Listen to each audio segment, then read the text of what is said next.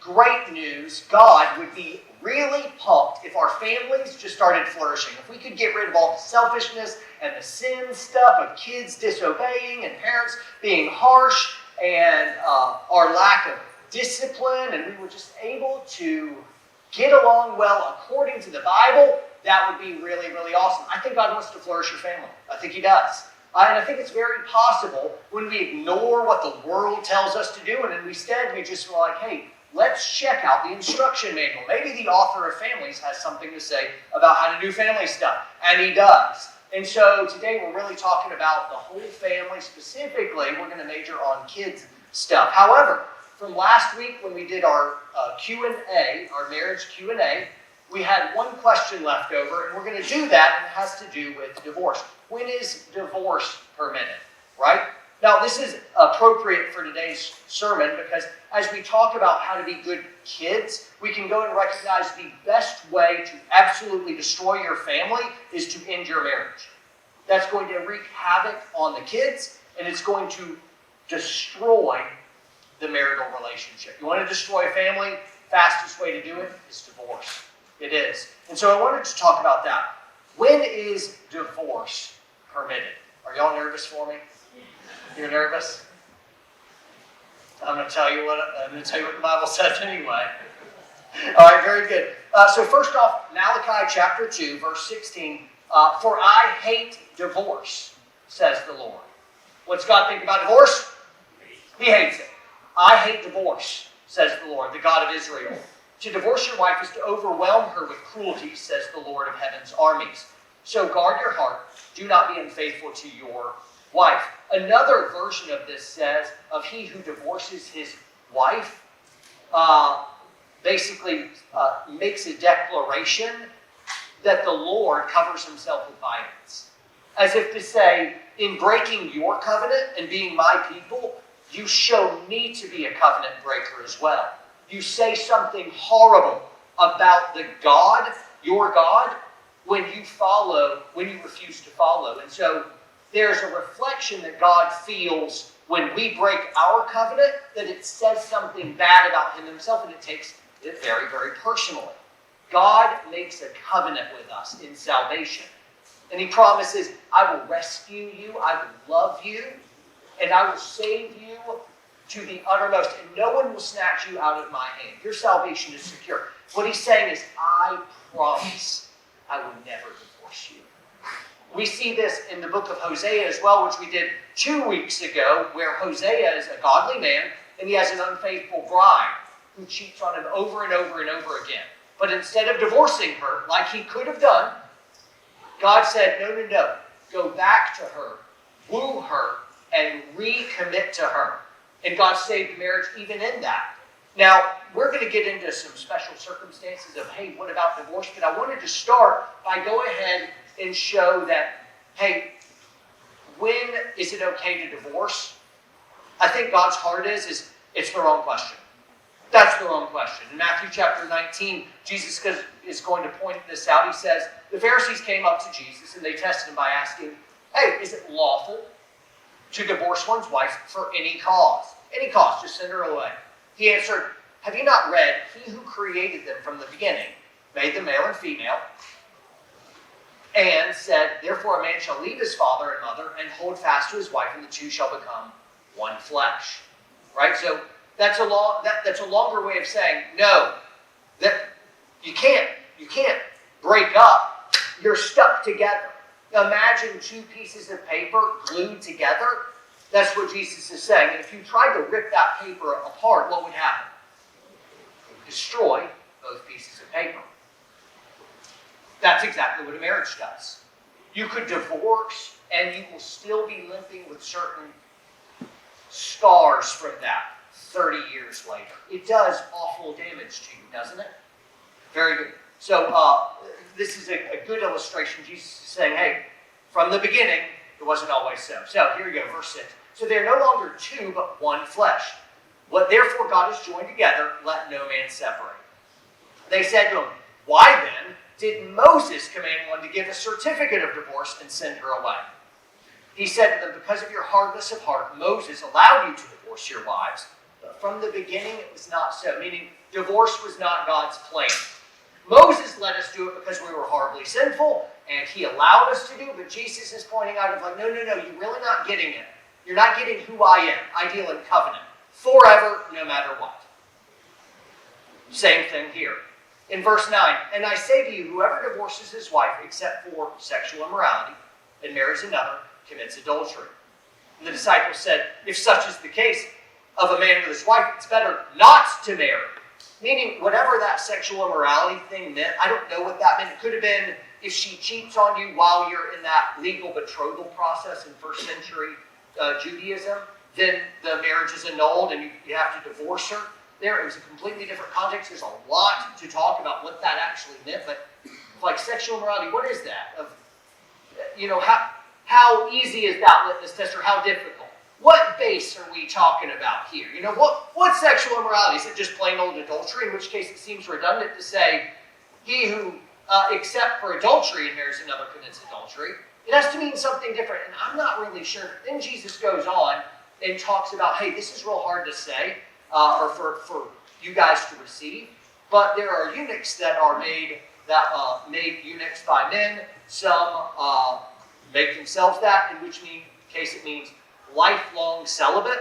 But the big impetus that he is saying here is nope, you're married together, no matter what, and anything apart from that is lifelong celibacy. Like, whoa, and they don't like that answer at all, and even says, you're going to have a hard time recognizing this difficulty. Now, let's deal with some special circumstances. I don't want to get bogged down on divorce too long. I have one major point to say about divorce. Here it is. When you get married, what makes you married? Is it you went to the justice of the peace and you signed a piece of paper before the state, and the state makes you married? What is it that really makes you married? Well, it's the promise that you make before God, and this isn't just you two on a romantic date. You come to church and the pastor presides and he marries you. That's how all you guys got married, right? I would just say this. If you were thinking of divorce, let's see the way that we got married in the first place. It involved the church. If you want to get divorced, it also involves the church. So, that means pastoral counsel. A lot of us, we don't counsel at all until it's divorce. And I'm like, no. A better question. Jesus says, hey, when is it okay to divorce? And he's like, wrong question. That seems to be how he answered the Pharisees. So for us, we're like, hey, how can I get divorced? I'm like, hey, how can we save your marriage? How about let's do some counseling? Let's talk about those special circumstances. I don't have my microphone on, do I? You guys can turn me down now to just that level. I'm like, what is that? Do I have a bug on me? What's going on here? Y'all weren't going to say anything, were you? Everybody knew but me? Am I sitting up? Pastor married you, you want a divorce, you need to consult pastor as well. That way we can really discern of, hey, what's God's will? That's what the real goal is. Because I recognize there's some certain examples of I know one guy, he'd been married for well over a decade, and his wife, I think, based on his testimony, I don't know, seemed like a psychopath. She was a serial cheater. She enjoyed that. And so when she was finally caught over a decade later, there was no repentance. There was nothing. She just, whatever. And he wanted to divorce. And I'm kind of like, wow, that definitely meets whatever that sexual immorality clause was. Man, I felt that one. That was horrible, terrible. But it could be that even if you had an out for your divorce, maybe they met that, they cheated on you multiple times. It could be that the Lord wants you to forgive and stay married, just like in the book of Hosea. That might be the Lord's will. I don't know. There's other circumstances. Maybe they're abusive. Maybe their words are just toxic and just destroying you. Maybe they beat your kids. I mean, there's some special circumstances, but for sure, pastor brought you to the altar and married you, God says whatever, speaking to church leaders, whatever the church leaders bind here on earth, it will be bound in heaven. So you make that marital commitment here on earth. Pastor, church behind recognizes that commitment. Heaven says you're married too. So to unwind the process, we need pastor and church to be able to bring you together and figure out what is the Lord's will and really help you figure out what is the Lord calling you to. When anyone's getting divorced, particularly if they're Christian, they'll become like super spiritual, and it's for a couple reasons. One, they'll want to believe that God is on their side as they divorce their spouse, and they'll also want everyone else to believe as well. I don't think this is a maniacal thing. I think it's just kind of what we do in our flesh. We'll want everyone to be like, they're guilty and I'm not. We're always going to look for the special circumstance as well, when really God's heart may be, no, you need to reconcile to your spouse. Here, let's do a few more verses. I'll say a few more things and then move on. 1 Corinthians 7, 10 through 11. To the married I give this charge, not I, but the Lord. So, Paul's not saying this. God's saying this. The wife should not separate from her husband. But if she does, she should remain unmarried, or else be reconciled to her husband. Last week we told the story of Harriet. Her husband left her. And he was gone for 10 years. She prayed for him. The Lord did a work in Harriet's life as well, because she was no bag of roses either, and she thought she was, but she wasn't. And 10 years later, they reconciled, came back together, and God did this glorious work, so inspiring. She's considered a hero in our household, Harriet. I'm like, wow, that's incredible. So here, if you separate from the husband, you should remain unmarried or be reconciled. There's some stuff that's going on, say there's physical abuse, or there's just toxic, horrible, emotional abuse. Well, what do we do here? Well, I have some cops in the congregation right now. The cops are like, I know what to do right now. And I'm like, yes, you do, bro. Yes, you do. We're a whole church of good, godly, strong men, and you don't have to go at this alone. You know, you don't have to hide in the shadows under whatever torment you're going. It's like, let us have it. I mean, is there any people that would take in somebody who is in terrible, terrible times and just needed a safe place for the kids? You bet. And the church could do wonderful things in that. Of like, he's beating you. Hey, us dudes know how to actually cover down on other guys in the church who are doing something like that. Absolutely, we can deal with that. And we got a place for you to stay. We got a way for you to pay your bills. Us dudes are going to go have an intervention. And if there's something horribly illegal, he's beating on you, well, cops get involved here. That's illegal. You're not allowed to assault your wife. Wives are not allowed to hit your husbands either. That's illegal. And it may be that you separate, and he's separated behind bars for a little while. But anyway, you get help in those things. You don't immediately just like, divorce! No. Let this breathe. Let's seek the Lord. If there's danger for you, let's figure out a way to be able to make you safe and work for healing. Let's figure out some stuff of like, Becca and I were talking before I got here today, and she was talking about like, there's stuff that could be done to the children that a mom just could never really get over. And I'm like, you just can't come back from that. And I'm kind of like, yeah, I think all of this divorce stuff needs to be done with great discernment. Perhaps the Lord is allowing you an out, maybe, but that's something that He will reveal to the church as well. And you are supposed to consult with the church. You are.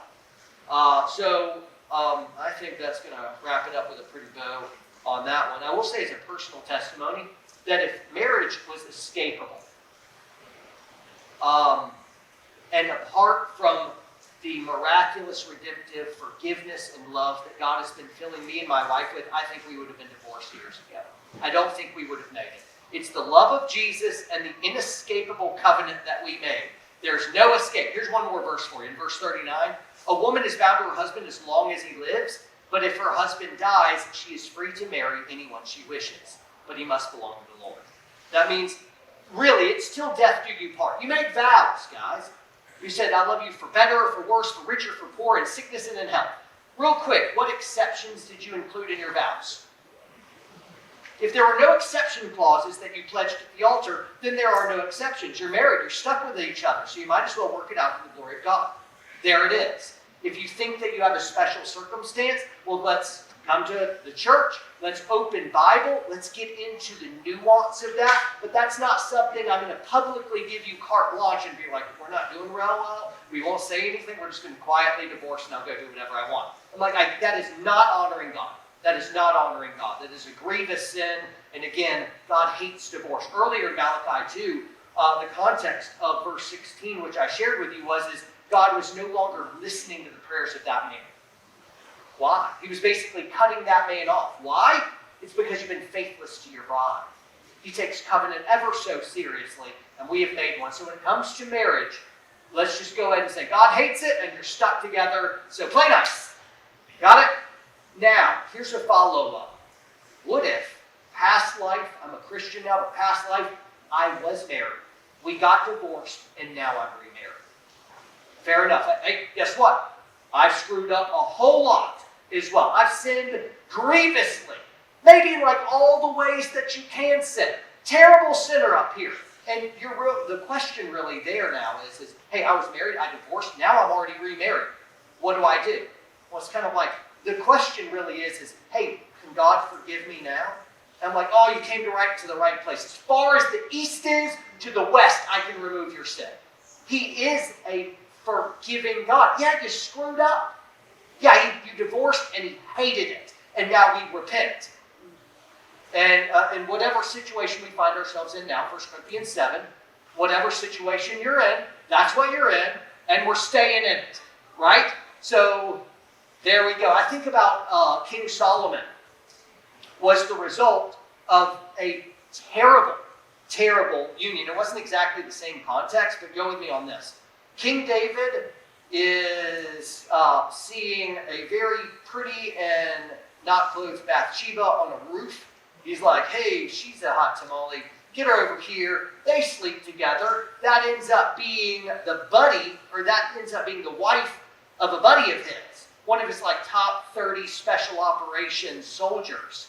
So he instigates the murder of him, his friend, and commits adultery with Bathsheba. That is horrible, sick, terrible, bad. And God deals with King David about this mistake. And it becomes public knowledge. It's ugly, it's bad, and he suffers consequences for it. But Solomon would come out of that marriage. And so what I see here is, even though terrible, sinful things happen, God can still give forgiveness and give blessing. Right? So you've divorced before, you're remarried now you know better, there's no getting out of it, and I believe God can bless the marriage that you're in now, right? So give each other a high five, and we'll move on to the glory of God. All right, let's talk about kids now. This is sermon part 2. Kids are a blessing from the Lord. Psalm 127, verses 3 through 5. Do we just need to breathe a moment? That was... Oh, guys, we made it. No one threw a rock at me. No one walked out. I love you guys. Y'all are great. Thank you for not throwing things at me. Psalm 127, verses 3 through 5. Behold, children are a heritage. They're a blessing from the Lord. The fruit of the womb, a reward. Like arrows in the hand of a warrior are children of one's youth. Blessed is the man who fills his quiver with them. He shall not be put to shame when he speaks with his enemies in the gate. Children are an incredible blessing. You get to kind of watch them learn how to walk and grow, and then they start talking, and then they won't be quiet. But they say the funniest stuff. My wife has this book she's been just filling in of all the hilarious stuff my kids had said. From the ages of 4 to 5, everything they said was basically wondering which animal could kill another animal. Daddy, could a lion win a hippopotamus? I'm like, buddy, I don't know. We got to get to the bottom of this. This is a great question. This is an epic, awesome question. You know, it's just really, really fun. And then you get to see them grow up, and then, you see them compete and wrestling matches, and they're learning, and they're getting their first job, and they're falling in love, and then you're giving them away at the altar. And then they get married, then they have kids, then you got grandkids. And you got something to do when you're 50 and 60 and 70 and 80, rather than just, travel. What are you going to do? Most of being a grandparent is just following around the grandkids, being like, yeah! Kids are a blessing from the Lord, right? Now, we don't always feel that way, especially now. Have you seen the modern family? Because a lot of people, though I say children are a blessing, a lot of people don't feel like they're a blessing. Maybe that's even you. Now, some of us can imagine in the modern home, because I've seen this with modern homes, kids are expensive, they're loud, it's just a wreck, everything's messy all the time, they're taking over all the rooms, they can be spoiled brats, then they get a little older and they have the gall to talk back talking. What are you doing, kid? Interrupting, disobeying. You can imagine the mom counting from 5. Hey, Isaac, get back in here. Isaac, I am warning you, young man. Come in right now. I'm going to count to 5. 5, 4, 3, 2, 1. I mean it. 3/4. Half. You know, he's not coming. Honey, did you see what he's been standing there like I was here the whole time. But she's going to explain anyway. She's beleaguered. She's upset. Isaac won't come. Right? There's the pleading. There's the negotiating. You have exhausted parents. And there's no fun and no peace. And some people, hearing this or seeing this, could come to the conclusion of like, I would rather not have kids. That looks like the end of all fun as we know it. Now, there's two options here. One is this is a propagandistic lie promulgated by people like feminism. Once you're like, nope, do the career thing. Kids, looks real bad. Movies really perpetuate the propagandistic lie that children aren't a blessing, they're too much work, they're not worth it. I think this comes out like, I remember last year we rewatched the movie Home Alone. And I remember as a kid, I'm like, yeah, Home Alone, that was so fun. It was different watching it as an adult. I hated that movie. And it's funny when, you know, the sticky bandits are getting hit with like blowtorches to the head, and pellet guns and blowtorches. So I'm like, yeah, I'm with you on that. That's technically funny. Yes, I agree. That's funny. But man, that little brat, Kevin McAllister of a kid, that just wildly undisciplined, back-talking, he was a terror. I mean, like, no way that kid's ever coming in my house. Because the booby traps is one. But the second thing is, this kid's a little terrorist. He was terrible. And the parents were awful too. They had no discipline. That kid got away with anything because they were awful, awful parents. And I've noticed this across movies and TV shows, is this disrespect, undisciplined, just chaos. And when I see that in movies or TV shows, I'm kind of like, ugh, kids look terrible. And it's a lie. I know my house, my kids are, it's a blessing. They're almost always a blessing. Almost. Always a blessing. I love having kids. We had some tough years, especially when they're terrorist 2s and 3s. They called it the terrible 2s and 3s. I nicknamed it the terrorist 2s and 3s. You know, if a grown man did what you just did to me, I would fight him over that. What are you doing, kid? Are you kidding me? What do you mean no? What do you mean no? I'm like a building over you, and you're saying no to me? How do you? What courageous arrogance this kid has? It's like me walking up to a T-Rex and be like, no! You gotta hand it to him. I'm like, you are brave. That is amazing. Another thing that's possible, it's not propaganda, it's actually a living reality for some folks. The modern family, they are living a hellish nightmare that is called kids. And maybe they're joyful. You know, it's joy, I'm glad I have them, but I might fall down dead before I reach 40. And so if like you got joy, but you don't have a lot of happiness. The reason why is we're not parenting according to the book. And we need to. If you want your family to flourish, you got to do it the right way. You may be just parenting in a terrible, terrible way, and nothing's going to change. You're just barely going to survive. Count down the days until they're 18, and you kick them out of the house. For some reason, we've decided that 18 it means you get to kick them out of the house. I don't know exactly what that is. If it's a gal, she gets to stay forever until headship changes and goes into another. Dudes, I think you can kind of kick them out whenever you want. But the girls, nope, they stay. It's not a biblical thing. You don't just kick them out. That one's free. You're welcome. That one's free. And some of you girls are like, yeah, all right, cool. Yeah. You're welcome in your Father's house until you get there. All right, very good. The other thing is you've lost sight of how to parent. No discipline, or if you do discipline, it's that pleading with them. There's no real teeth in your discipline because you say you have discipline, but it's really ineffectual discipline. It doesn't actually work. There's lots of screens. I see them out in restaurants. The only way to get the kids to shut up and be still is to put a screen in front of them. And so there's the family, everyone head down in their technology. Just screens all the time, screens at home, social media, TV, video games. They come home, you eat dinner, and then it's screens. Also, the modern family is completely kid-centric. Before it used to be marriage-centric, adult-centric, so that kids are growing up to that model, and it's really all about the husband and wife being bonded together, and the kids are growing up learning it. But now we've idolatrized our children by setting them up and making it all about the kids all the time, which makes them selfish, spoiled brats. They're little Napoleons, little kings and queens, which we do their bidding. Oftentimes we try to be a friend instead of a parent, when really they have friends. They need a parent. They need someone to tell them that glorious word they can't possibly be healthy without. And that's no.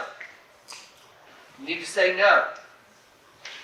All right, so let's break up how we actually do this. The modern family is a disaster. Let's figure out how to do it according to the book. Let's start off with the children's responsibilities.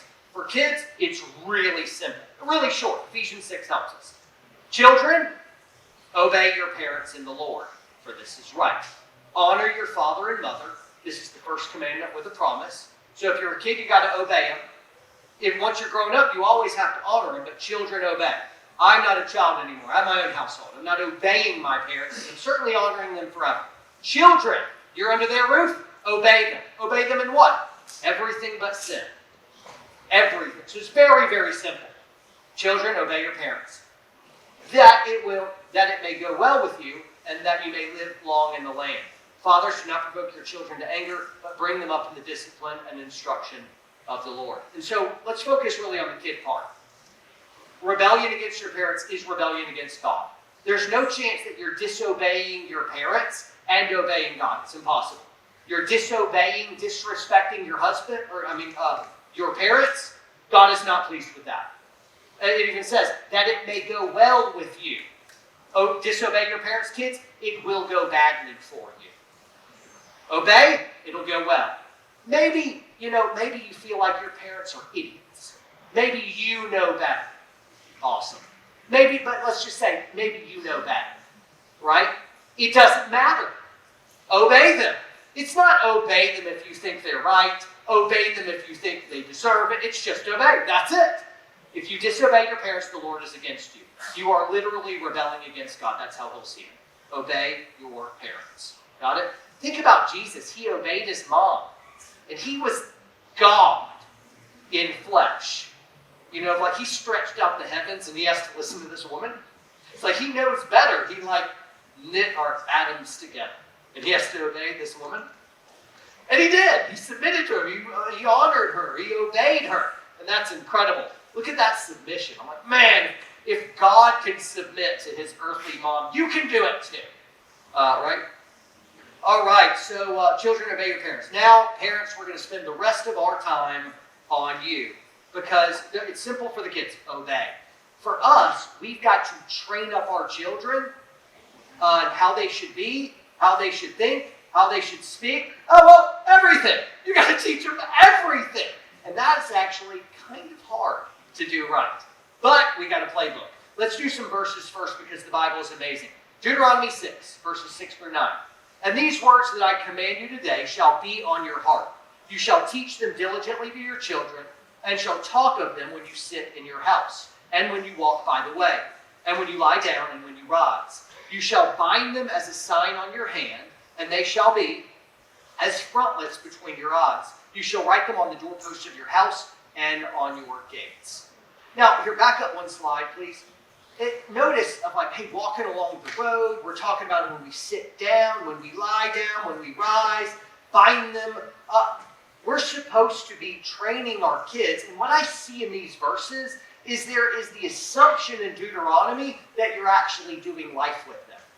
You're around them sun up to sundown. You're with them all the time.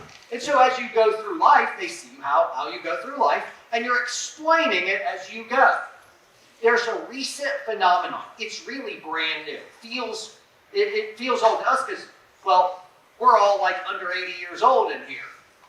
So we get used to what we're used to. But for all human history before then, we haven't really experienced the phenomenon that's happening right now, and that's modern parenting. It looks like this. For the first time ever, we've had massive dual income houses. Mom and dad send kids off to school or daycare all day, and then we go off to work. Then kids come back, they have some type of sport or extracurricular activity. We come home, we're exhausted as well. We gather around a dinner table, we'll talk about our day, and then they're off to do homework or talk with friends or whatever, and that's okay with you because, man, you need a break as well. Exhausted. But it's kind of like we're going our separate ways. Now, I recognize we're in different places out there, and some of you are like, man, if we're not dual income, I don't know how we actually survive. And I'm like, I hear that. I wonder if there's a plan where we can make ends meet, maybe reduce quality of life. We don't spend quite as much, so we can spend a little bit more time with the kids so that we can keep more with Deuteronomy and be with them more. Because here's the rub. You're supposed to train up your kids in the way they go. But that requires practically a certain amount of time you got to spend with them. Really, how much time are you around them? If you're really set it to a watch. Is it, well, really kind of around each other? We actually had quality time for about 20 minutes, and we were around each other for like an hour and a half. And then they're at whatever woke government school for 8 hours a day, and all their friends, and you don't even know who some of their friends are. Really, it's hard for you to say you're raising them. You don't spend enough time with them. So, some families, they're plugged into the government school, but they understand that the government's job is not to raise your kids. That's our job. And so they're doing all kinds of extra stuff to log time with their kids, to be able to teach them lessons. And so they recognize, hey, I'm gone a lot. And so they figured out unique ways to spend more time with their kids. Because you should. If you're going to train them, you got to spend a certain amount of time with your kids. Right? So I want to be sympathetic to everyone's situation here and just say you do need to spend a certain amount of time with your kids to raise them. I don't think an hour a day works. I don't think it just can't compete with all the other stuff. You're like, can 2? I'm like, I don't know. You figure it out. I don't know. But I do know this. Deuteronomy and the Bible is expecting us to spend lots of time with our kids so that we can train them. If you don't put in the time, you can't be trained. You just can't. So there is the idea in the Bible that we're actually spending our time with our kids. And it is a new recent phenomenon. We're not spending time. Right? So wherever you're at, I'm not throwing stones at you. I'm just saying, let's think about how we can be good parents and train our kids. Maybe you don't spend as much time as you'd like to. Let's figure out next year how to just spend a little bit more time. And then a little bit more. And then maybe in 3 years, you're in a much different situation. So you don't have to go rage quit your job and I'm single income now, and then you're deep in debt. And I'm like, no. Figure it out. Get some grace. Figure it out. It's cool. But let's have us together as a family so that we might train. Right? Very good. Let's go into training now. Let's do rapid fire verses because the Bible is amazing.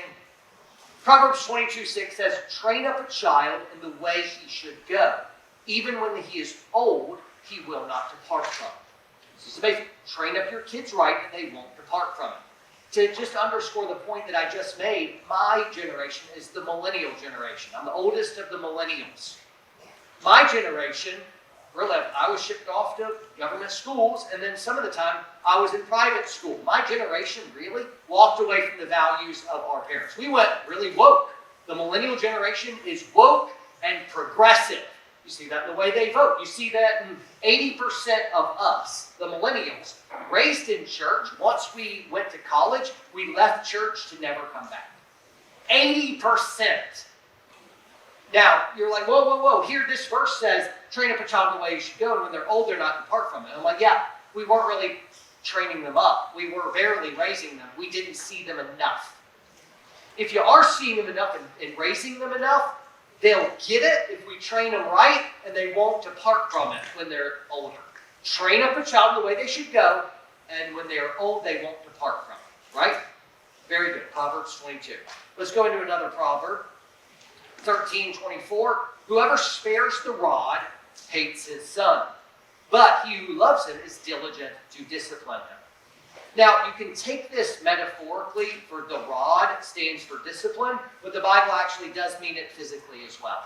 That means it is okay to spank your children. Particularly, like 1.5, he's yanking on the TV cords, trying to get the thing to fall and make him a flat baby. And I'm like, I don't want a flat baby. I like a round, chunky, chubby baby. I like that one. So quit. No, no, no. You grab his hand and you're like, no, no, no. Right? He doesn't understand. I can't make his little nebulous blinking slug brain understand the flatten principle with plasma TV. So you're like, no, no, everyone speaks pain. No, no. What am I doing? I'm loving him. The progressives are like, you child beater. I'm like, all right, awesome. Yep, you got it figured out. I'm loving my kid here. Here, let's do another proverb. 29:17. Discipline your son and he will give you rest. He will give you delight to your heart. A disciplined kid is a happy kid. A disciplined kid is loved. If you're not disciplined, like Hebrews 12 points out, then you're not loved. One more proverb. Here we go. Last one. Folly is bound up in the heart of a child, but the rod of discipline drives it far from it. An undisciplined kid is a miserable kid. No one wants to be around them. They end up becoming lonely because the other kids don't want to be around them. You don't do play dates because the other parents don't want to be around your little terrorist gremlin. And it's because the kid is undisciplined. But a disciplined kid, they're happier. They're doing much better. I asked my youngest son to help me with this sermon yesterday. I'm like, hey buddy, come in here. Give me some parenting advice. Would you mind? Tell me, what should I share with everyone? And he's like, okay. That's my youngest.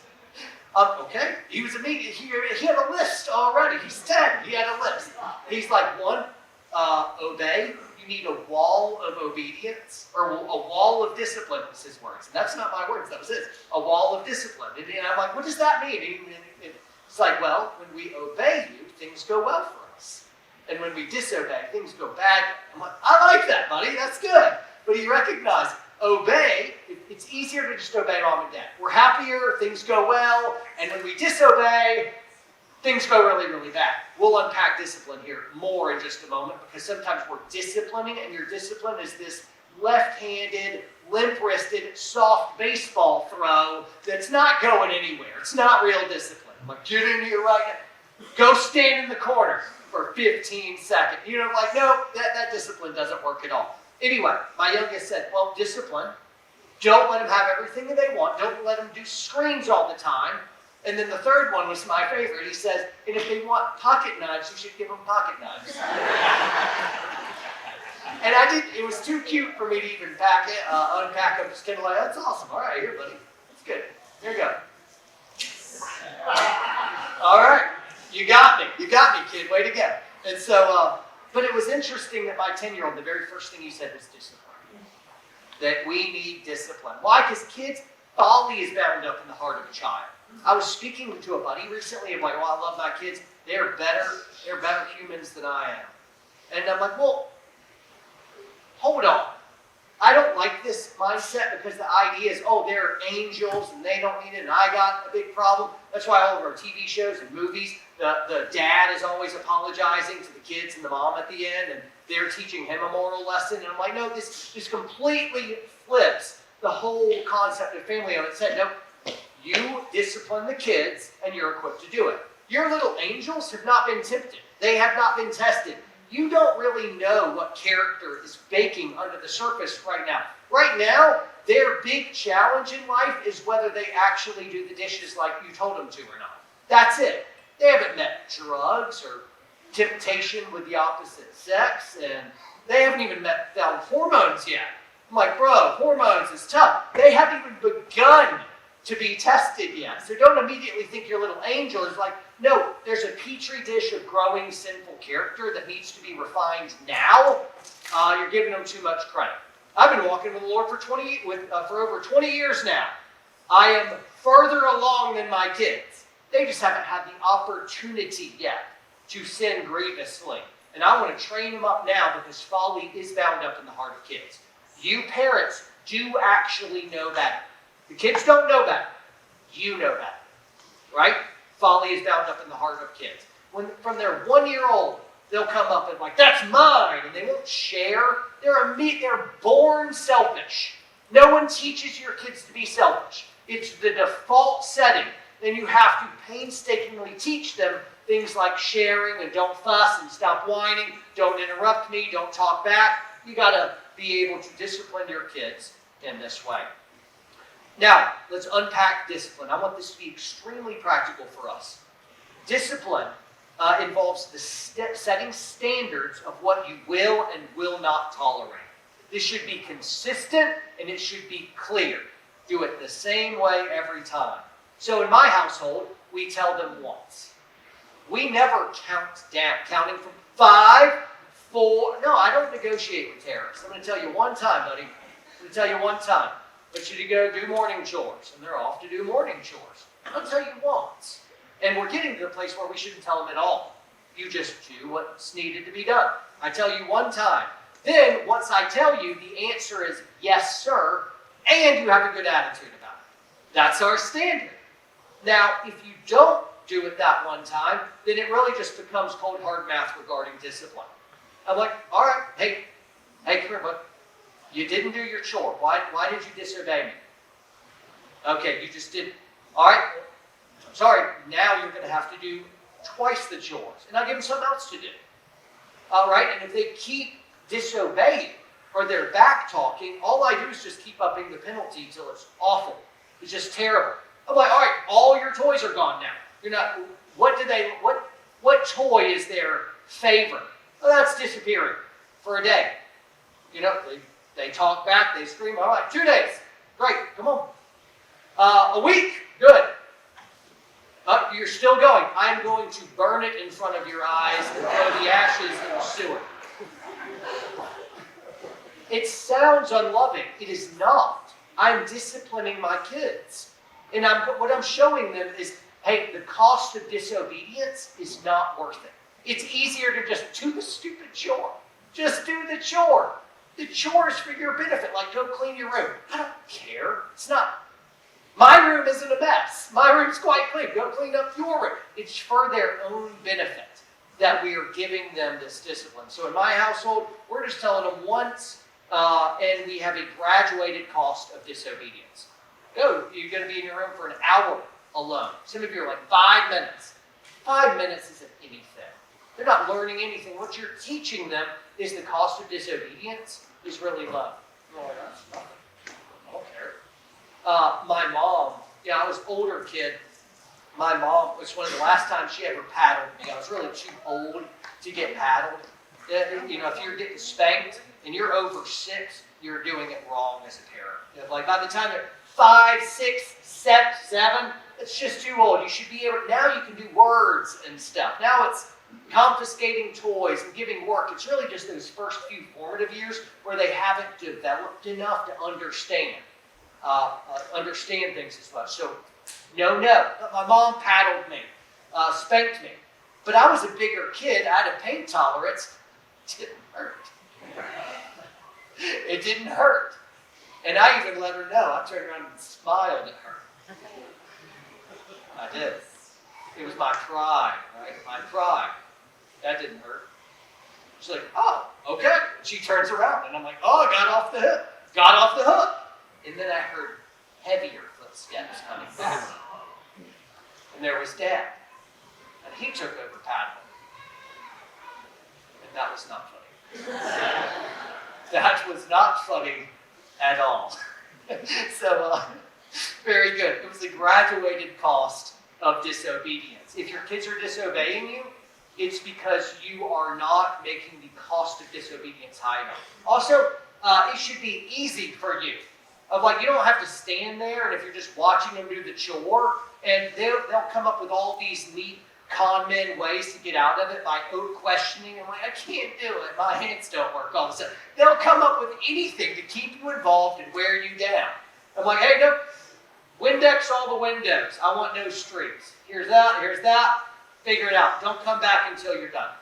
And then you go about your own business. And then they'll come in like 30 seconds later with 3 questions. I'm like, nope, out, figure it out. That's good, problem solving. Nope, go figure it out. Get out, or I'll give you more chores. And they're like, oh, I don't have an in with that. Then they just have to do it. How long do I have to do this? Till it's done. So, 30 minutes, 6 hours, I don't care. Go at your own pace. Doesn't affect me. I'm going to go outside and lay out in the sun. It should be really hard on them and really easy on you. Moms, you're beat, you're exhausted, you should not have to lord over their chores or whatever. Like, they want to do it like, hey, dig a hole. Dig a hole you can hide in. There you go. I'm like, can't screw that up, kid. You just let them do the thing. Again, it is discipline. It is a hateful thing to not discipline your kids. You are making them spoiled brats that are making them miserable and you miserable. Discipline your kids. It's part of training your kids. To train your kids means you discipline them. Another thing that goes into training kids is explaining things. Here I've got the I tried pretty hard to do the Southern Baptist thing, where I did like the alliteration, and I didn't come up D-E-S. I didn't come up with anything. So we are not Southern Baptist. I almost got us there. We're in just non-denominational. So we're just, we have no acronyms. Southern Baptists always have cool acronyms, alliteration, and I couldn't do it. Couldn't cut it. All right, so discipline is what they shouldn't do. Part of training your kids is to give them discipline. The next piece is explaining what they should know.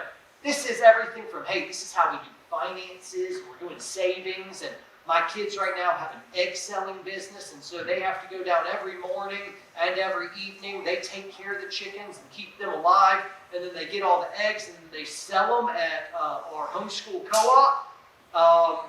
And we're teaching finance, and then they immediately take a part of that, and that comes back to offering box here at the church, and then the rest goes to savings, and some of that goes to a toy that they're saving up for, something that they want.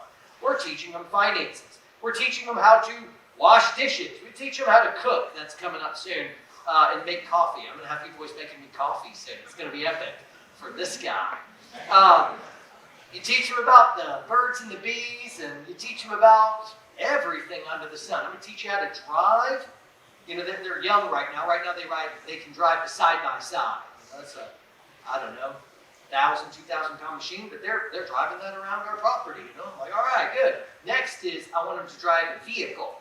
I'm like, what if mama's hurt and they need to, you know, I don't know. They're coming up on that, but we're going to teach them everything, but we explain how to do everything. All of life, everything that you're using as a man, teach your kids. Everything you're using as a woman, teach your kids. Your job is not just to discipline them. Your job is to teach them everything. Explain life and all the tasks and duties that they need to know as an adult. So that when they reach adulthood, they know how to iron and wash clothes and just that stuff about being human and alive in 2024. Discipline, explain. I'm wrapping things up. I got 2 more points and then we're done. So I'm kind of closing in the next few minutes. That's good.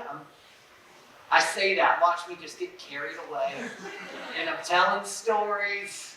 And I'm doing my dance. And I go way over. But right now we're looking pretty darn good. I'll have you out of here. All right, the next thing is assign what they must do. This is absolutely crucial. There is no scenario where you make a kid into a successful, well-balanced, healthy adult if you don't load them down with all kinds of chores and work. I don't know you, I don't know your family, but I'll go ahead and say this on a limb, you're probably not working them hard enough. Lily, just give me a little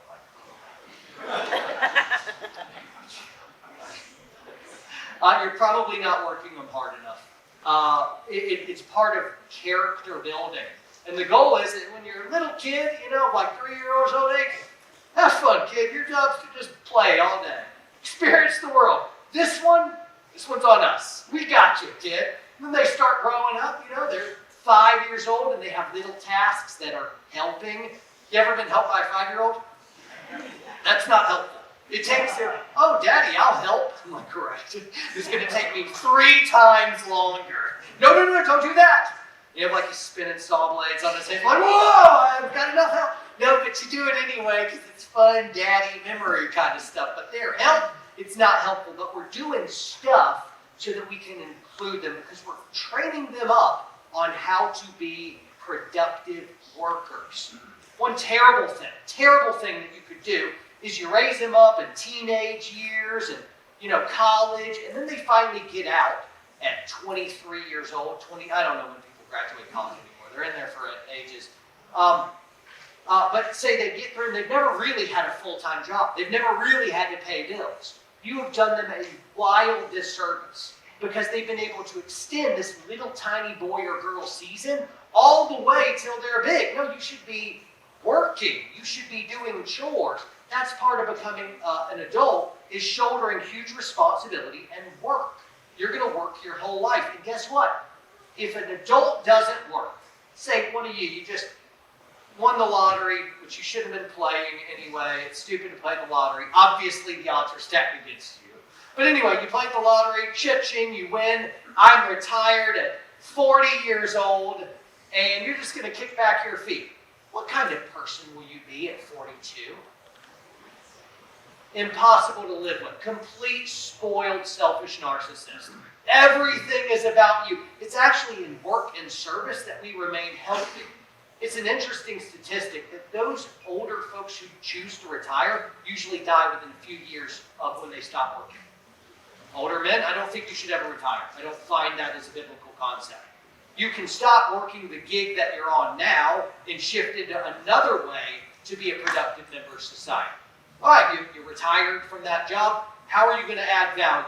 The moment you stop adding value, you physically kind of atrophy. You get mad at the kids that are on your lawn. You find all kinds of curmudgeon, cantankerous things to whine about, and then you die within a couple years. When you stop moving, you start dying. So no, men are supposed to add value. Women, you as well. So you can shift your mission later in life so that you're not slogging away 40 hours a day at a job you hate. You're like, nope, I'm going to give myself to ministry. I'm going to hang out with kids and help, raise them up in some ways. I'm going to get a part-time job or something. I'm going to volunteer my time and do such and such. You could do anything you want, but don't stop moving. Don't stop adding value. You don't get to retire. Maybe you don't draw a paycheck anymore, but never, ever stop moving. And the moment you stop being valuable to anyone else, you dry up. You become insufferable. What's true for adults is true for kids. You want to make them spoiled? Don't make them do any chores. Don't make them do any work. What do we do? If you had to put a time on how much time our boys spend doing chores per day, what would you say? At least an hour a day. Sometimes it may be 4 hours in a day. That's uncommon. That's like I'm out doing some project with them, shoulder to shoulder. Can we stop? Nope, don't ask me again, bud. We're done when we're done. Men work. This is what we do, and you're becoming men. But at least an hour of chores each day. Maybe it's closer to 2 hours. And now, guess what? They actually like their work. They got responsibility. They hold the chickens in their hands. Life and death comes in the midst of their responsibility. If you don't take care of the chickens die. I keep saying chickens like that's the only thing you do, but it's just in front of my mind. They do all kinds of chores all the time. They have morning chores and evening chores, and then there's some kind of special thing that's helpful to mom somewhere in between. Just mom saying, I'm going to get this stuff off my plate and onto theirs. Some of you women, you are working way, way too hard. If a child can do it, you shouldn't be doing it anymore. Load them down. You are working way too hard. And you feel like, and you're doing it because you are a loving mom. you're loving the wrong way. You think love is you doing everything for them. And that is, now you know better. No, love is actually discipline, like the Bible says. Load them down with chores. All these kids hate this. Hey, check it out. I know you don't feel it, but I'm going to make you better adults. And you'll be happier, too. You'll be happier, too. There's going to be a lot of interesting conversations in the car. Daddy, I don't think he's a very good pastor. Oh, interesting. Why do you say? I don't know. I just don't. His jokes are bad. My jokes are epic. They're pure fire. They're a dad joke. Holy good. It's like my spiritual gift. I don't know what spiritual gift you got. I got dad joke, and I think they're epic. No one else thinks so, but I do. In my heart, I know my dad jokes are pure fire. We discipline our kids. We explain the world to them. We assign tasks, chores, work. Teenagers should have jobs. And then the last thing is show. We are modeling how we should live. This is where it gets real fun. That we model, hey, this is how we do marriage. This is how we disagree in marriage. This is how we solve conflict with friends or with neighbors or, people we work with. This is how you say, I'm sorry. Hey, guess what? You're not going to be a perfect parent. And within the week, you're probably going to do something. You get upset and you rebuke your kids and you're harsh with them. Punishment, we shouldn't be disciplining in anger. It should be calm, cool voices. If you're disciplined and you're upset and angry, it's because you're disciplining too late. You waited until you were upset, harried, frazzled, worn out. Hey, I told you! If your voice is raised, you're disciplining too late and too easy. It should be much easier. You should have caught it earlier. Your kids are driving you crazy. Hey, kids, upstairs or outside? Go. Disappear. Hey, can we out? And you banish them henceforth. And when they come in, we're bored. Great, I have chores for you. We're not bored anymore. And then they're gone. In our house, boredom is synonymous with chores. It means the same thing. I'm bored. What am I going to entertain you, kid? Go be creative, entertain yourself, or I will give you chores. Just cold hard math, right? Anyway, let's say that we do get harsh, and we shouldn't be harsh. We shouldn't be yelling at our kids. If you do discipline them after the punishment, you come back. Hey, buddy, you understand why we had to do that? I love you. Hug. It's gone. When I see you next, I won't be thinking about that. And then they're done. The relationship's restored. We're gentle. They understand. We're disciplining them because we love them. We're not disciplining in anger. No shame, no cruelty, no coldness, no walking on eggshells, no guilt, no shame, none of that stuff. Right? Awesome. Good. Relationships, conflict. Hey, kids, this is how we work. I'm going to model. This is what it means to be a man. Men, we work hard, and then we rest in the glory of God, and then we spend time with our families. This is what it looks like to be a man.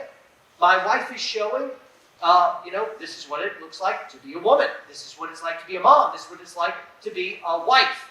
We're showing and modeling. You are showing and modeling what it's like. Hey, this is reading. This is how we worship.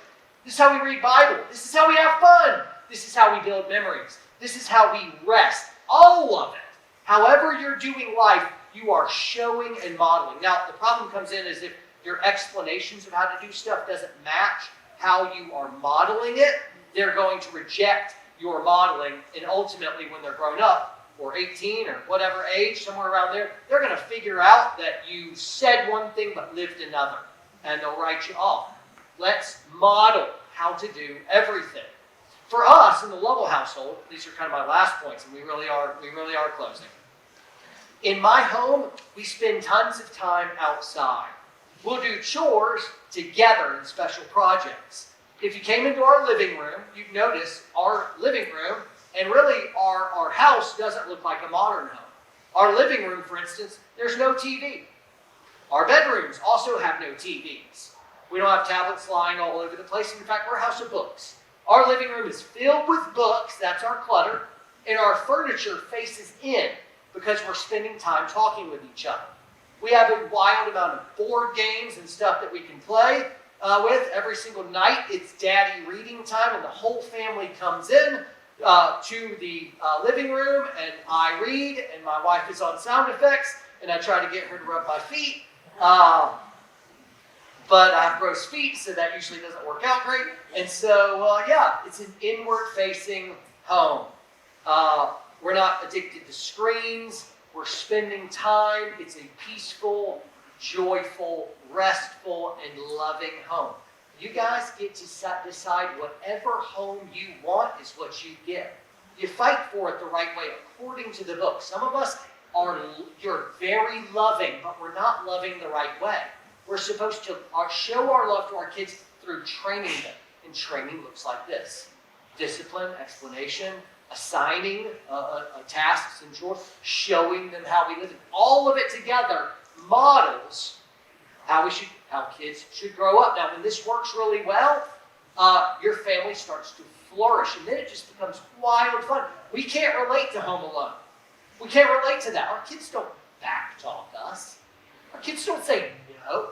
Now, that's not always been true. We've been trying to figure this out. We've made all the mistakes, all of them. Just everything you can do, we're figuring it out. Parenting is really hard, but I'm just telling you, Becca and I have made some wonderful gains by parenting according to the book. Now, I hope that I haven't crafted too idyllic of a view. We still have fights, and me and Becca are still sinful, and we've got to apologize and like, hey, buddy, you didn't do anything wrong. I took something out on you. I'm burned out. I'm sorry. Will you forgive me? Yeah, Daddy, I do. Listen, I'm repenting to your kids. It's okay to repent to your children. We repent to our children because guess what? We're trying to be good parents, and we're nothing like God the Father, who's a great Father. I'm terrible next to Him. All kinds of impatience and selfishness and moods, and I get worn out, and I can be harsh. And so I don't want you to think that I'm crafting this idyllic utopia picture of how we're parenting. We're still figuring stuff out. Is it okay that we have not arrived as parents? Is that okay? I'm your pastor. I have not arrived. I'm getting better. We are a house of peace and joy. It's mostly fun. Also, some days it's really hard. Some days we just survive them without killing each other. You know, like, I am grumpy and I'm going to disappear. And so you have a bad day. I'm not talking about that, but I wanted you guys to be able to be filled with some very practical stuff to make our homes flourish. What happens when our houses flourish? It sends this beautiful gospel message to the rest of the world that allows us to be successful in an area they have no idea how to do it. The world doesn't know how to parent. They don't know how to be married. They don't know how to do family. And it's because they don't know how to worship and follow God. And when our families are flourishing, we send a testament to the world everywhere that our God is good. Our God is a good Father.